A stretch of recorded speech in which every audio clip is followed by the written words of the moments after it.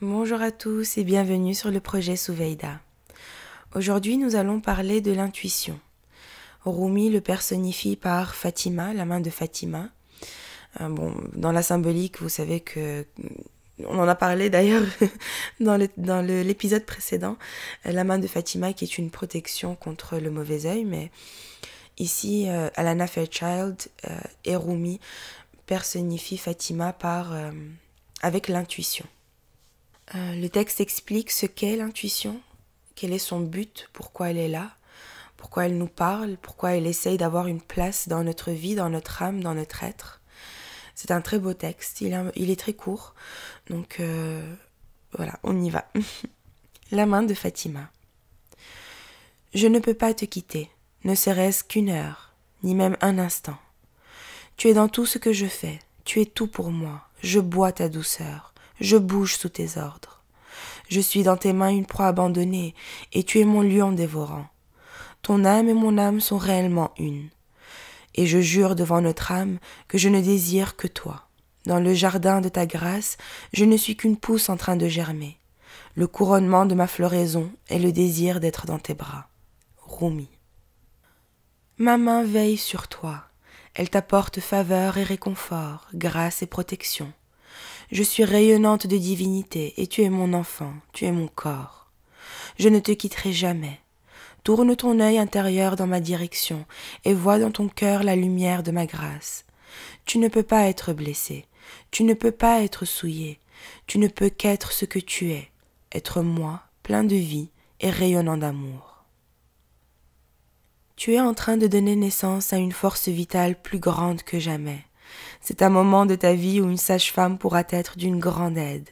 C'est Fatima, la fille rayonnante du grand bien-aimé, venue du ciel, venue de l'intérieur de ton corps et des profondeurs de la terre, pour t'apporter son don de protection, de grâce et d'amour. Dans sa chaleur, tu es en sécurité. Elle a entendu tes prières et honore ton dévouement à la vie, à l'amour et à la croissance. Elle va t'aider. Demande tous les jours ses faveurs. Elle répond aux sentiments qui se cachent derrière les mots. Elle y répond instantanément, sans être contrainte par le temps ou l'espace. Elle y a même déjà répondu, alors que tu ne savais même pas encore que tu avais besoin d'elle. Écoute ton intuition. Fie-toi à son instinct. Fais preuve de discernement dans ta façon de t'impliquer dans la vie, dans l'utilisation de ton temps et de ton énergie. Autorise-toi à ressentir intérieurement la guidance et le soutien de Fatima. Pour ce faire, accorde-toi la permission d'être nourri, à travers tes propres choix, les personnes ou situations que tu invites dans ta vie, ou celles qu'au contraire tu rejettes. C'est ainsi que tu peux honorer sa présence et lui permettre de t'aider, ce qu'elle souhaite faire par tous les moyens possibles. L'amour est tout ce que tu vois, mon cher ange. Sache que dire non peut signifier dire oui à quelque chose de plus grand. Alors accorde-toi le droit de dire oui ou non, selon le bon vouloir de ton cœur. Ton corps est sacré, digne de toutes les attentions. Il ne s'agit pas d'être obsédé par ton corps ou de le contraindre ni de le juger, mais de l'honorer comme un animal sacré à travers lequel l'esprit peut créer l'âme et s'exprimer dans le monde. C'est un don absolument merveilleux, extraordinaire, quoique semé d'embûches. Bien qu'il se montre parfois hésitant, l'esprit est assez puissant pour entrer dans un vrai dialogue avec le corps. C'est ainsi qu'il pourra prendre vie.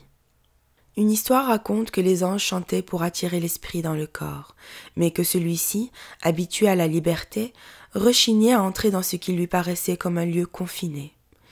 L'esprit ne savait pas que c'était justement à travers le corps que Fatima pourrait l'initier à ces mystères, qu'elle lui transmettrait ainsi la sensualité de la vie, le caractère sacré de l'amour, le profond mystère du cycle de vie, mort et renaissance, ainsi que les merveilles de la nature.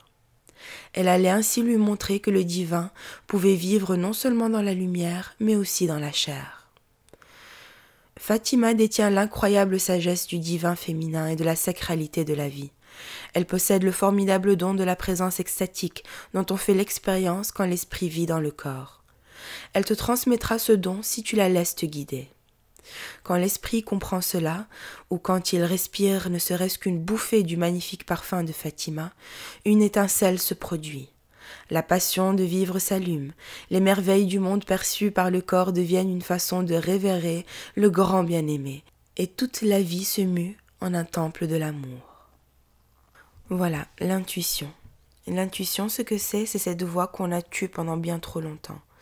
Cette voix qui vient vous dire « je t'aime, je veux le bien pour toi, je vois le bullshit, je vois ce qui est mauvais dans les gens, je vois ce qui est bon dans les gens, je sais quelle situation te rendra heureux et quelle situation viendra te donner ces fréquences de l'amour et de la paix, ces fréquences de la curiosité, ces fréquences